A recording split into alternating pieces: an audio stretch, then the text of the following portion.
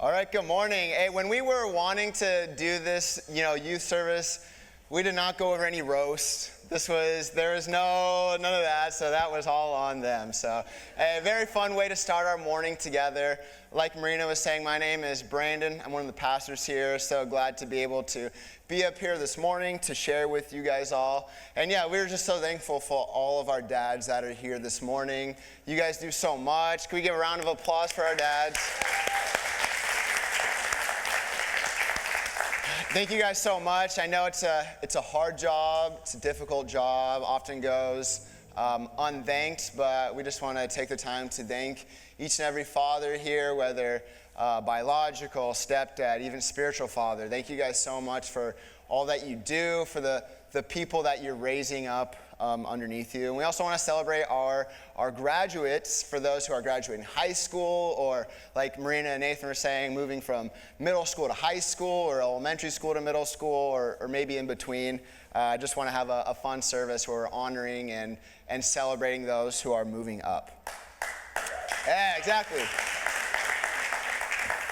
And I hope you like your grill, Ashton, wherever you are. I hope. He does, yeah. He does fill them out every week. So, hey, to start our time out this morning, I want to ask you guys a question. What image do you guys see here? We have a fun little picture. What does everybody see? Does anybody see like a young woman? Raise your hand. Okay, yes. Anybody see an older woman? Raise your hand. Yeah. So there's actually two images in this one image, and I literally had to look up because I saw the younger woman first. And I know there was two. I could not find her. So I literally had to look up, where's the older woman? And if you can't see it, if you know where the younger woman is, look at her necklace. That's the older woman's mouth. And if you don't know where the younger woman is, look at the older woman's eye, and that's the younger woman's ear. I heard some gasp, like, oh, I see it, yeah. Anybody see like a third image? Just curious. Like, I don't think there's one, but you never know.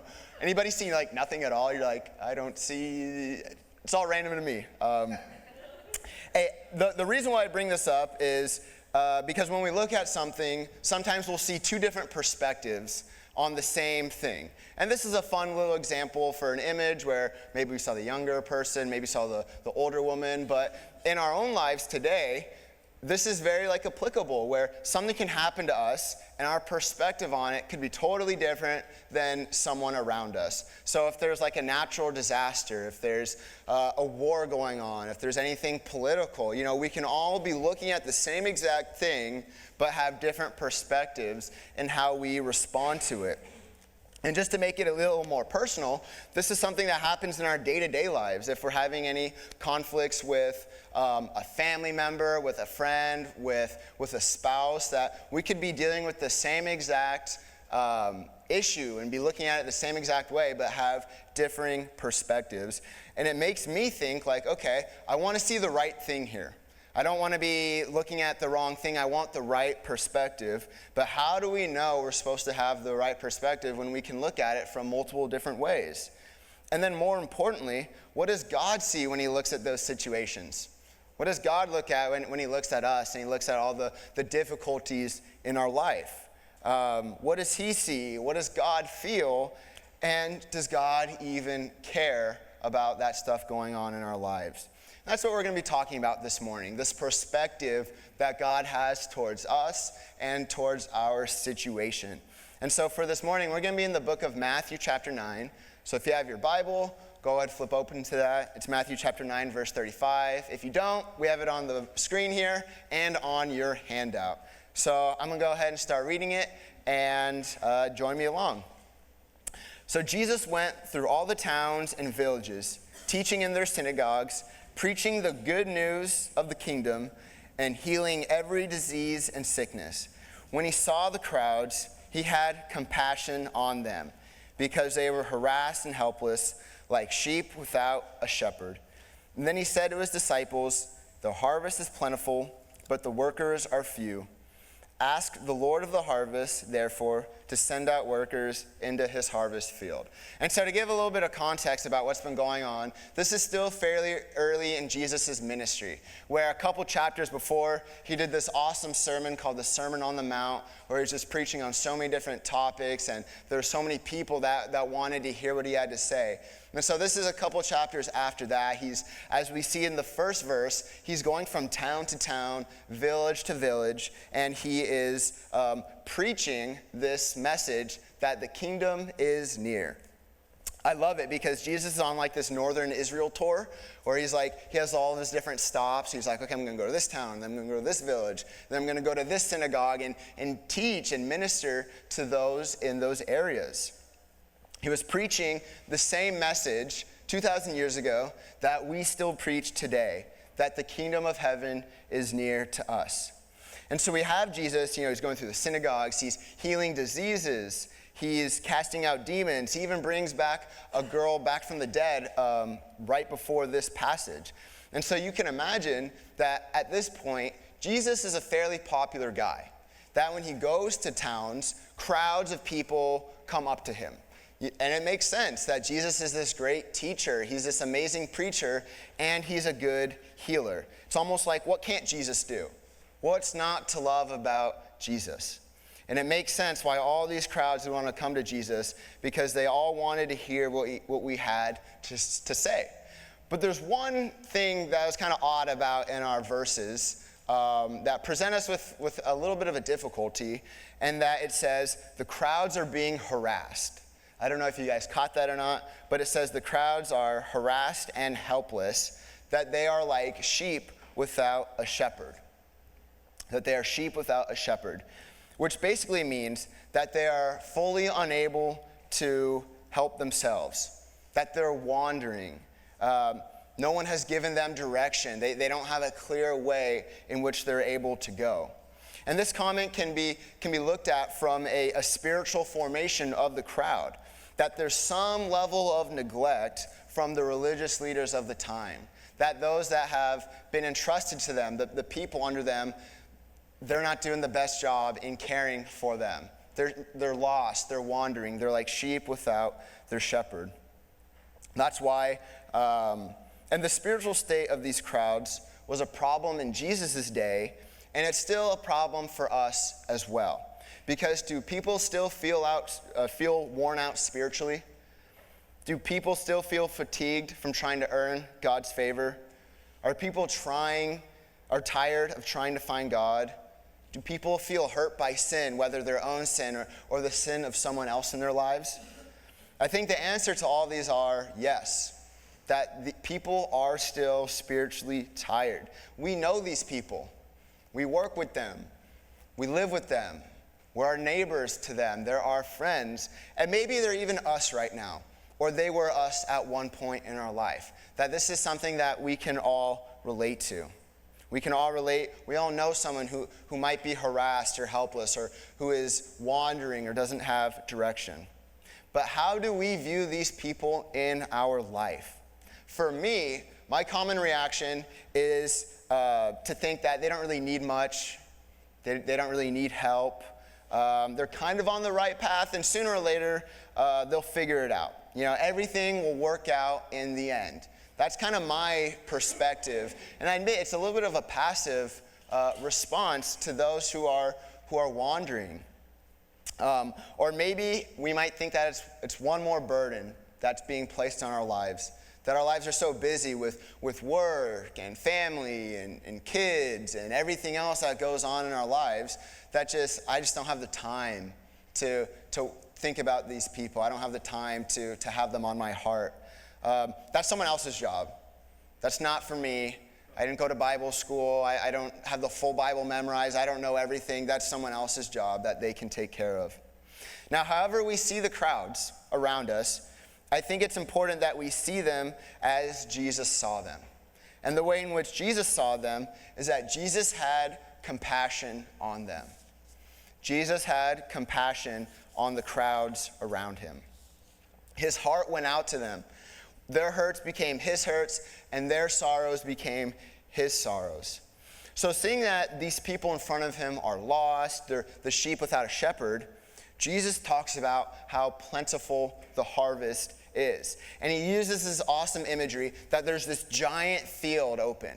And this field is just full of souls that are ready to be brought into God's kingdom.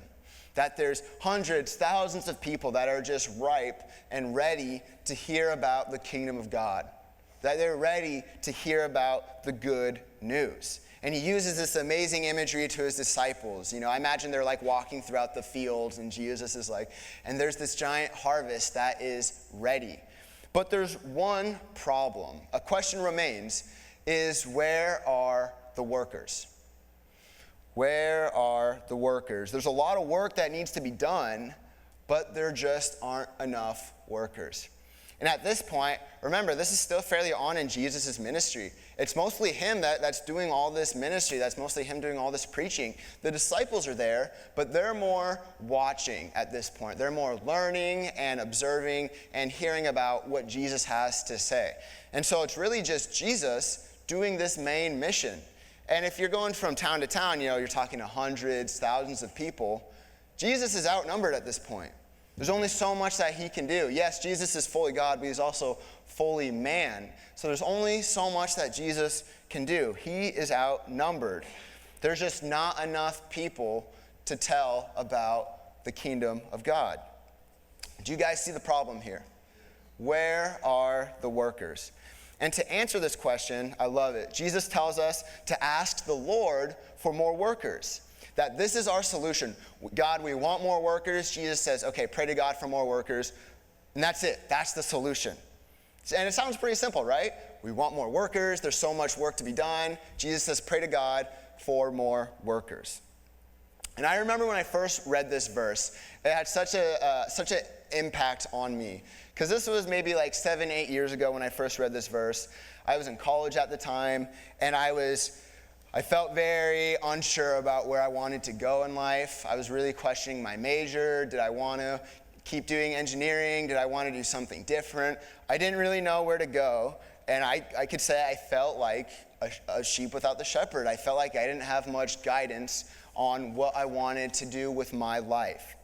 And during this time, I started reading my Bible.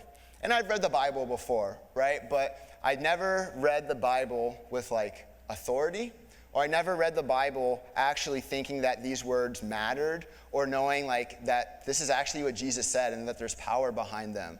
And so when I was reading the Bible about 7-8 years ago, I was reading it as if these words really mattered. And when I was going through the Gospels, I remember hitting this verse, and I underlined it, and I still have that same Bible, and it's still underlined today.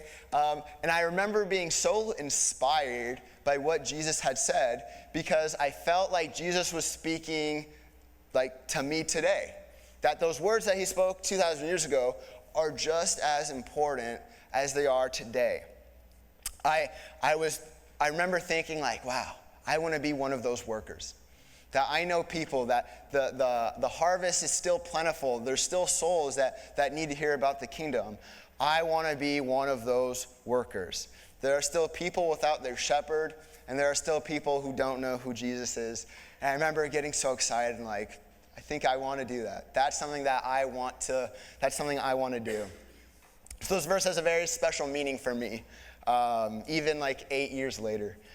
And so as we ask and we pray for more workers to come in the field, and then in the next verse, we see what happens next. So in Matthew chapter 10, verse 1, it says, he called his 12 disciples to him and gave them authority to drive out evil spirits and to heal every disease and sickness. And these 12 Jesus sent out with the following instructions. Do not go among the Gentiles or enter any town of the Samaritans. Go rather to the lost sheep of Israel, and as you go, preach this message. The kingdom of heaven is near. Heal the sick, raise the dead, cleanse those who have leprosy, and drive out demons. Freely you have received, and freely you will give. And so the workers in this case are the disciples. And I love how Jesus did it. He's talking to the disciples, we need more workers. The solution? Okay, pray to God that there will be more workers. And then Jesus says, guess what? you're the workers. And so he sends them out. Yeah, it's pretty clever. I imagine Jesus has some good jokes, so I love it. We want more workers, pray to God, and he says to the disciples, you guys are those workers. He gives them this powerful lesson that the answer to more workers might be closer than we think. We might often think that that's the job for someone else. That's not for me, that's for someone else. But what we see here is that the closer for more workers is a lot closer than we think, because the answer is you and the answer is me.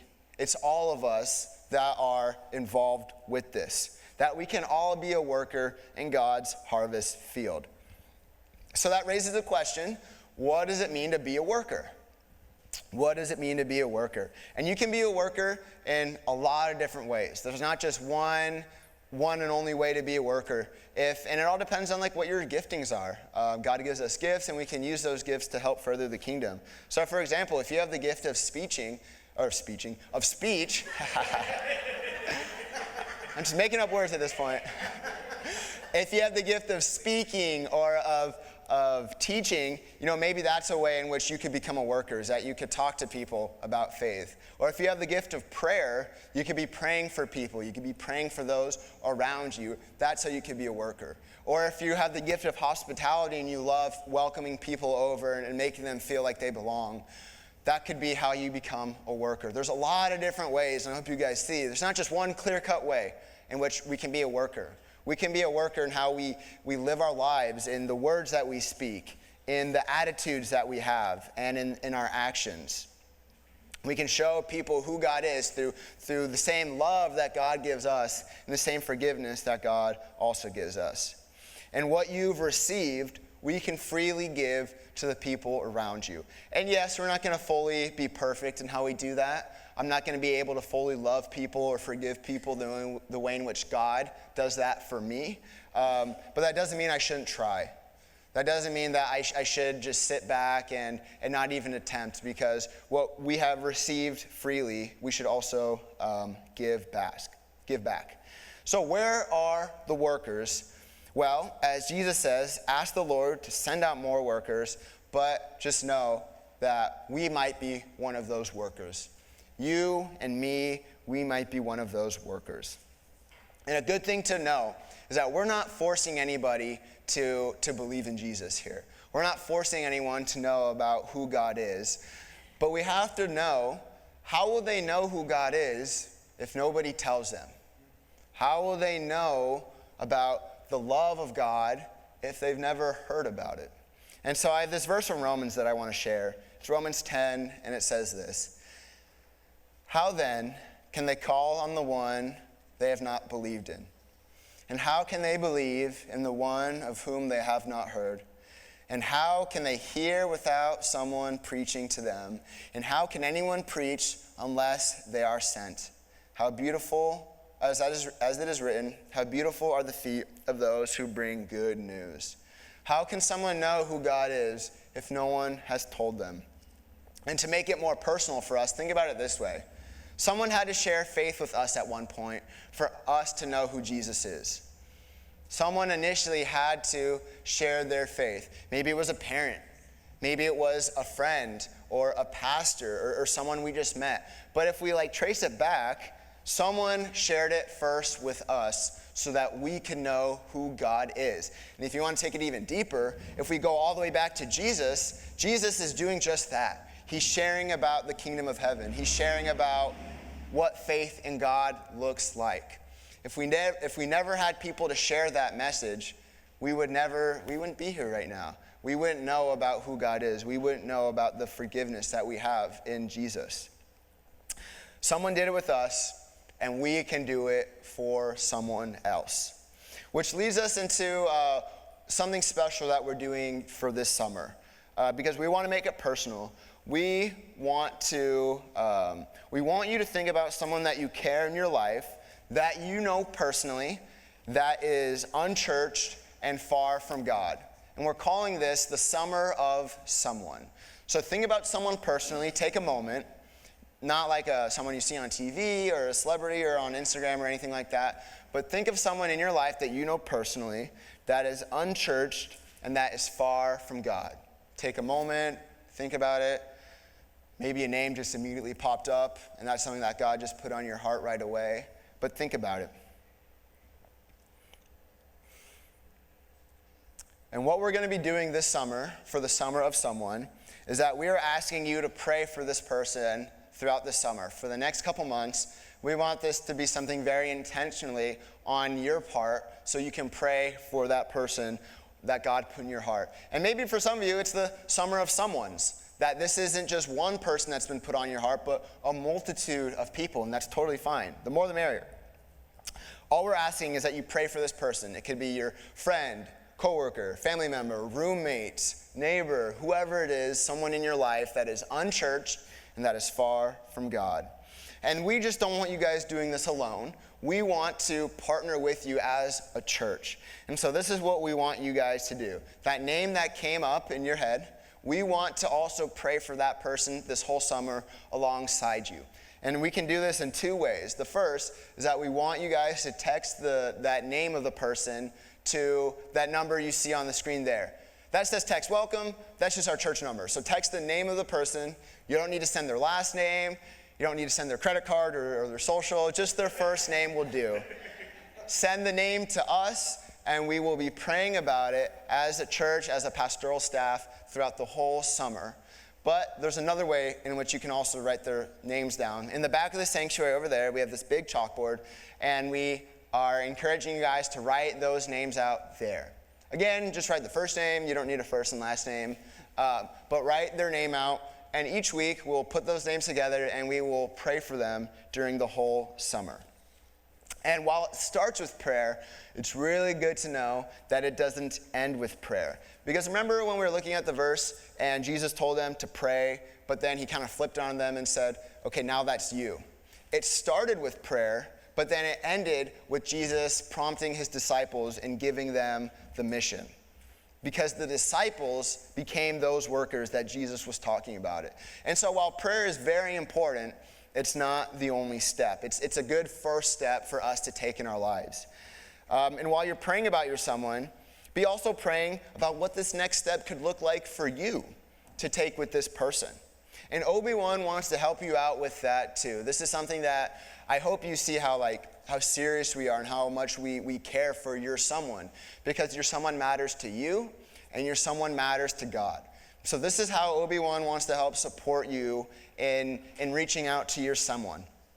Is that if there's something that you want to do with them, we want to help. So let me give a couple examples. Let's say you want to buy a Bible for a friend. You know, they've never read the Bible before. You think it'd be good if they read it. Great, tell us. We'll buy that Bible for you so you can give it to your someone. Or maybe you're like, I want to get this cool Christian book so we can read it together and so we can, discuss it and everything. Tell us. We'd love to buy this book for the two of you. Or maybe it's a little more personal where you're like, I want to go out to lunch with someone and buy someone a burrito and talk about faith and just see where they're at. Tell us. We'd love to help you, to support you financially with that burrito. Or maybe you're like, I want to invite someone over to my house and have dinner with them. Tell us. We'd love to buy some of the groceries. We can't promise we'll be able to cover absolutely everything, but we want to do our best to help support you because we don't want finances to get in the way of someone knowing who Jesus is. Okay? We don't want these obstacles to get in the way from us really pursuing the one that God has just put on our heart. Or maybe you just need to pick someone up so you can take them to church or take them to a Bible study and you need help with gas. Tell us. Seriously, we want to help out. We'll help buy you gas or we'll get a bus ticket or something like that. We want to be serious about this. We want to really partner with you guys so you're not doing it alone, so that we as your pastors and we as your church are walking alongside you. And if it's something else, if you just need someone to talk to, if you need someone to be prayed over or anything like that, just know that we also want to help in that way. Your someone matters to us, your someone matters to God, and your someone matters to you. So let us as a church help you guys out in each of those areas. Do you remember at the beginning When I showed you the image of the younger woman and the older woman, and how some of us were like, oh my gosh, there's a younger woman. And then some of you were like, I see an older woman. And then when you found out there's two, it's like, wow, that's so cool. Our perspective on something matters. The perspective that we have on something impacts the way in which we view it. And so what perspective do we have when it comes to those who are like sheep without a shepherd? For those who don't know which way to go, I know the perspective that I want to have is that I want to have a heart of compassion. I want to have a heart of compassion because that's what Jesus had towards those around him. I don't want to be passive anymore. I don't want to be distant. I don't want to step back and let them figure it out. I want to have compassion on them. Jesus had compassion on them first. And I think that's a good thing for us to model. That if we're wanting to be more like Jesus, having a heart of compassion is a good step for us to take.